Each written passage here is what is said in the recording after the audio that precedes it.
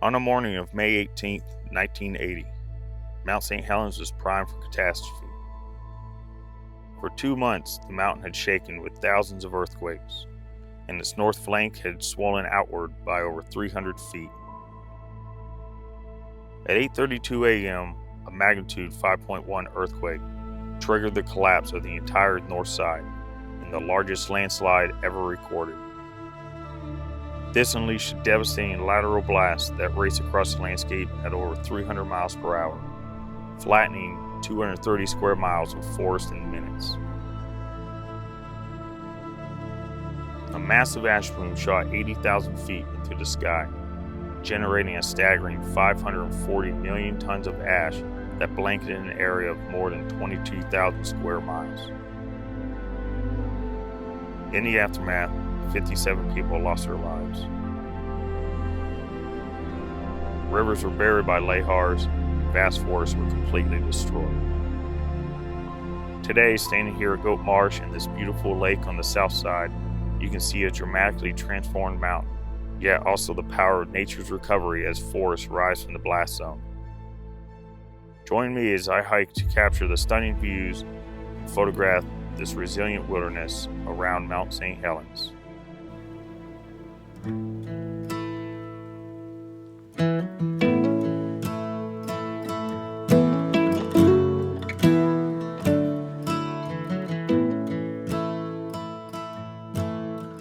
All right, welcome back for another hopefully awesome day of photography. We are heading to Goat Marsh. That is pretty much at the base, Mount St. Helens. Not right at the base, but supposed to get a really nice view from over here, overlooking that mountain. Really looking forward to it. Never seen Mount St. Helens. So we got about a mile and a quarter, roughly, maybe a little less, from where I camped. Walked about 2 miles to get to the trailhead. The plan was, wanted to hike out here, camp overnight, but it's a protected area, so no camping, no dispersed camping or anything. But looking online, looks like we get a great view of Mount St. Helens. And if I really feel like it, hopefully I do, probably pack up the truck tomorrow, drive closer. There's a trailhead further up the road, goes to a place called Blue Lake, and think about hiking back there, staying overnight. So we'll see how today goes. We'll be coming back in the dark. So hopefully get up there, get to do that. But I'm gonna carry on my way. Looks like a great walk through the North Pacific forest of Washington. So we'll see you in a few when I get closer.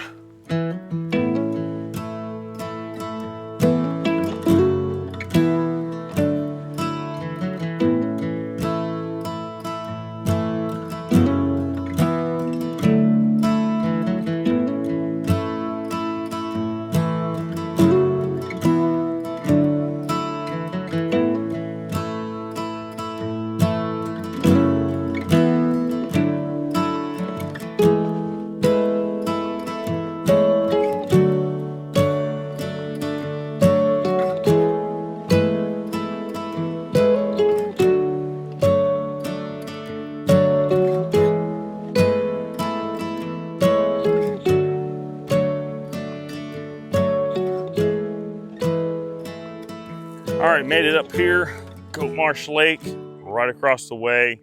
We got Mount St. Helens. It's looking awesome. Never seen it before. Got this awesome, well, marshy type lake right over around the corner. Got some water. Hopefully we can get a reflection this evening. Sun's gonna obviously set towards the west and shine nice light right there on the side of the mountain. Really looking forward to it. It's only 3:30. Got it up here early so we can do some exploring, see what we got. So we're going to continue to walk around, see what kind of images there is to come up with, and just enjoy it up here until later this evening when that light gets really nice, when that sun starts going down. So let's do some exploring.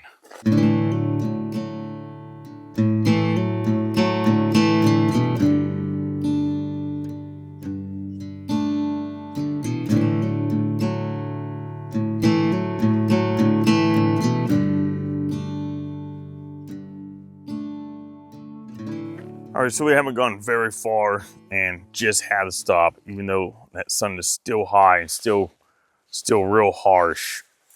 As you can see, just can't pass something like this up. Got to take what you can get when you can get it. Just really nice reflection of Mount St. Helens in the lake here, and nice sky around the mountain. But went ahead and took a couple already because that wind kept picking up and blowing ripples out across this lake and disturbing that reflection of the mountain in the water. Shot at the one I really like. I zoomed out. I don't know if I zoomed all the way up to 24. I have to double check. But I zoomed in a little bit tighter, right at 39 millimeter. I'm actually liking that a lot better. The mountain seems a little bit bigger in the image.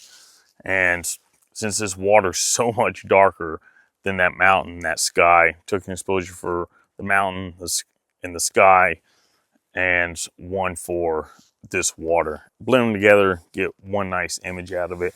Shooting f13 was 1/40th of a second, between 1/4 and 1/60th, depending on what I was exposing for. Really happy with the first image. Glad we stopped, but we're gonna pack up. We're gonna carry along the trail and keep going along this lake and see what other type of images we can come up with.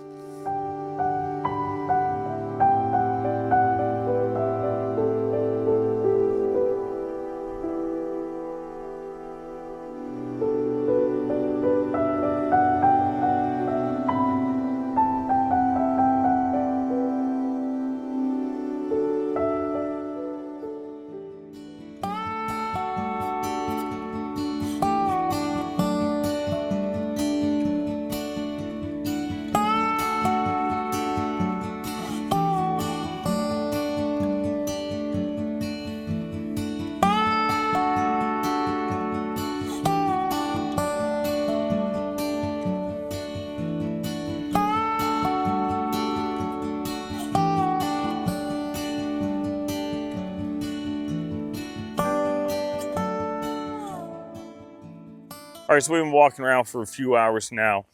Where we come from was right here, and we just walked around this shoreline and ended up where we're standing right now. We keep going. It just turns into the marsh. It's real soppy wet, just nasty. So we just stopped here, and it's going on around 5:30. So we're gonna end up making our way back around that shoreline towards where we took that first image. And there's another spot over there, and kind of wait on that light and see what happens. But while I was standing here, right here, swimming through these weeds, or two geese, and they had 3 young. I don't know what you call them, geeslings. I don't know, but snap a couple shots of those. Right here, there is a beaver dam, and we were hanging out on the shoreline over there, and that beaver decided to come over there a little bit. Not super close. I just put my 100 to 400 back on just in case something like that happened. Snap a couple of photos, nothing super great, kind of far away. But as soon as I put the camera back down, within a second or two, she slapped the top of the water with her tail and took off. So I just missed that. It's really, really nice up here, really worth the hike. And I mean, you got great views of the mountain pretty much anywhere you go, but I'm just not seeing anything that's going to jump out at me once that sun goes down. Because once it goes down more, a lot of this is just going to be super dark and then bright. So we have better luck over there where we started. So I'll make my way through the dark woods. Hopefully the witch from Hansel and Gretel doesn't get us. But all right, we're gonna walk around there and wait the daylight out some. See it over there.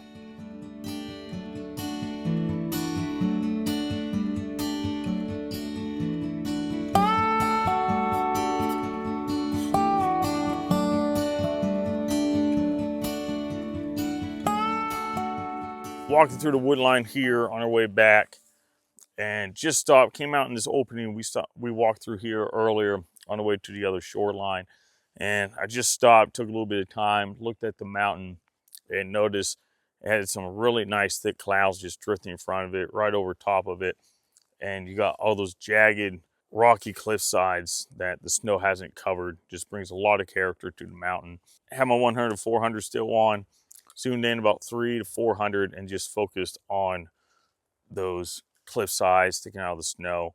And you add in all those thick clouds rolling around it, just adds so much more mood to the image, and it gives us more of a variety of the mountain instead of just the mountain itself reflecting in the water, which I'm still going to get a couple more of those. But I really love these type of shots, just getting the details of the mountains and try to pull a different type of feeling out of it, especially turn them into black and white. They make great black and white images. That's what I like to do with them. Happy with those so far. So we're going to continue our way, get over there, and try to find a few more compositions for when that light gets really nice.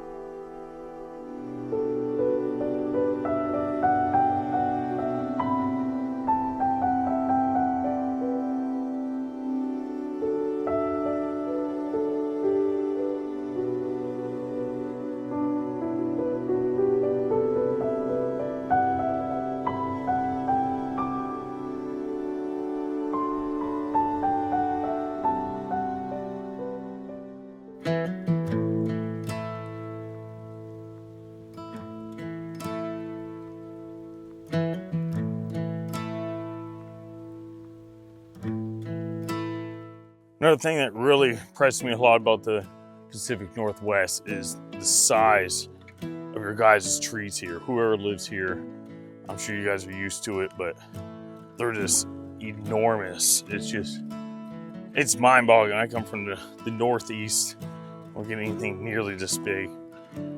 Very rarely do you get something that big around, but it's so awesome just to walk through these woods, even though I keep looking for images jump out of me. Woodland photography is a little bit more difficult for me. There's so much going on. It's hard to hone in on something for me, but it's just, I just want to jump on. It's just impressive. Love it. So on our way.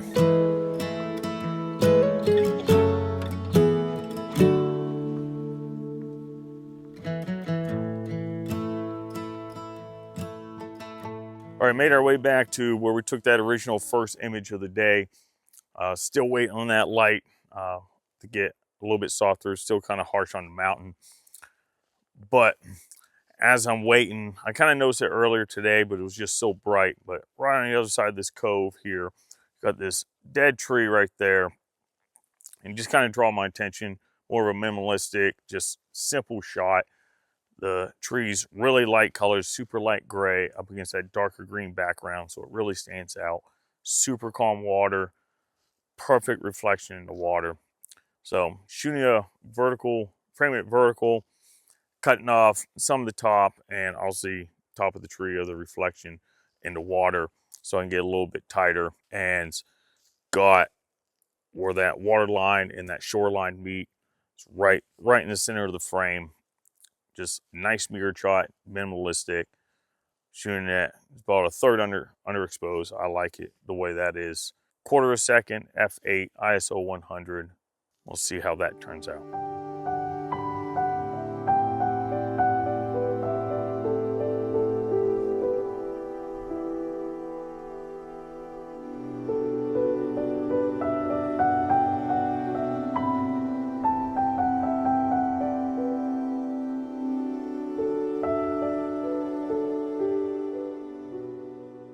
All right, so that first shot was taken at 105 millimeters, zoomed all the way in that this lens can do.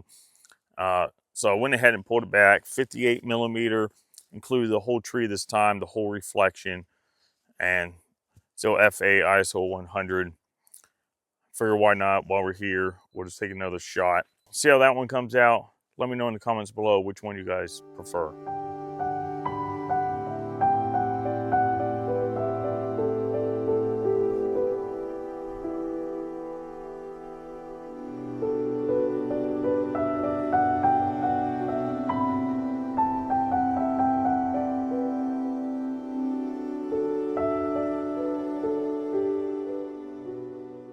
All right, so I've been working the scene for a little bit now, trying to come up with some a little bit different than we had earlier today. Because earlier today we were down closer to the water, shooting horizontal, shooting a little bit wider, getting some of that grass in the foreground. But there's just no light here anymore, and it's just not looking right. So what I decided to do, turn vertical, we'll do a panorama, and I'm zoomed into 50 millimeter with that tree line right there and the water line right in the center. So we got the reflection of the mountain in the water and the mountain itself. Nice, perfect mirrored image. Start further left here. Probably, I don't think you can see it on the camera, but where the trees here poke out on this point, just to the right of those. So we're including that tree-lined hill right there on the left, the mountain, and some further to the right. But what I'm gonna have to do, just like earlier, I'll expose for the bottom part of the image, the water and the reflection, and then expose for the mountain. Still waiting on that, hopefully really nice light. I'm glad we took the image we did earlier today, because I'm liking the clouds we had earlier. Really liking that image. So we still got nice dramatic clouds around the top of the mountain. Hopefully when that sun goes down further and that golden hour really hits, hopefully we get some really nice soft light on that mountain. But right now, I'm going to grab this image, come up with a nice panorama, something different we had earlier. Let's get to work and see what we come up with.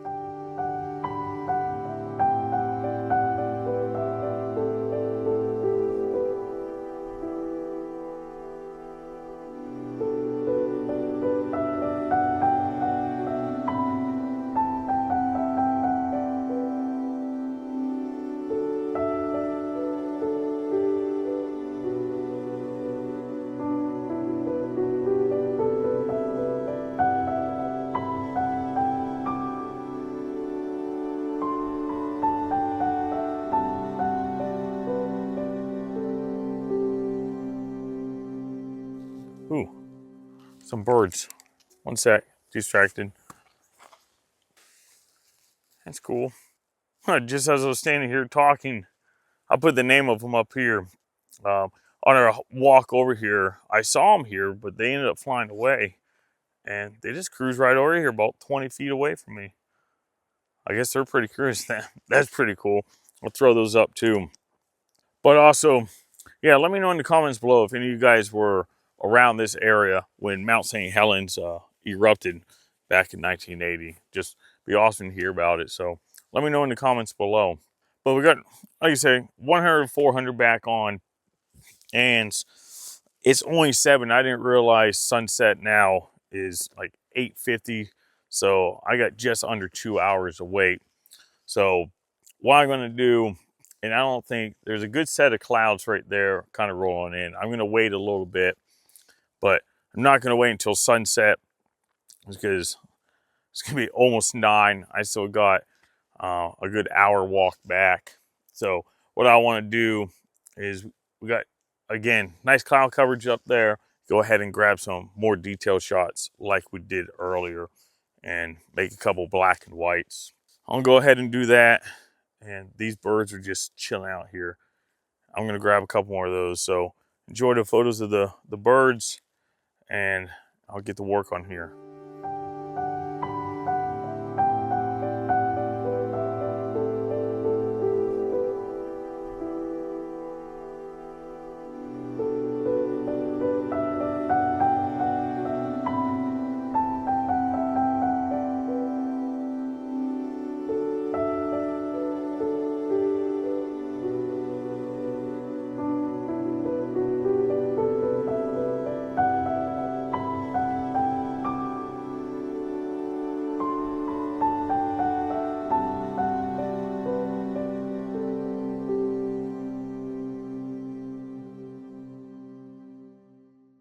All right, so I'm gonna hand hold it now so I can face the light and you can actually see me. I'm not in the darkness, but hopefully you guys enjoyed the photos I just took of the mountains. Like I said earlier, I really love taking those type of images. Just focus on the details of the mountains, those cliff sides with the clouds wrapping around them. You throw it in a black and white, just brings a whole different feel to the image, and you can just feel the harshness of what it would be like up on that mountain peak. Sure, it's cold and windy, a whole different feeling than you would get nice serene mountain reflecting in the lake. But Let me know in the comments below what kind of images you guys like to take of scenes like this. You like the real moody, dramatic mountains, or the more calm, serene reflection in the lake, or even the woodlands. Just let me know in comments below. Also, let me know what images that I took today that you like the most. It's going on 7:30 now. Like mentioned earlier, sun doesn't go down for another hour. I'm hungry. Still got an hour walk back. Hopefully we can get back right just before it gets dark, so we ain't walking back with straight headlamps. With all that being said, thank you everybody for watching. If you haven't subscribed, make sure you go ahead and subscribe. Hit that like button, comment, and we'll see you guys on the next one. Well, we're only about 500 feet from the camp as I'm walking up this road right off to this, my left-hand side. Saw two dark figures standing on the side of the road, and I got to looking. It was two elk just standing there on the side. Grab some photos. I mean, they're probably gonna be blurry. I mean, long distance, slow shutter speed because it's getting dark. And just as I put my camera down, two more came from the right side woods of the road and walked across. Well, that was pretty cool because we're right next to my camp pretty much. So that's awesome. I'll throw them up. They're gonna be crap, but that was cool.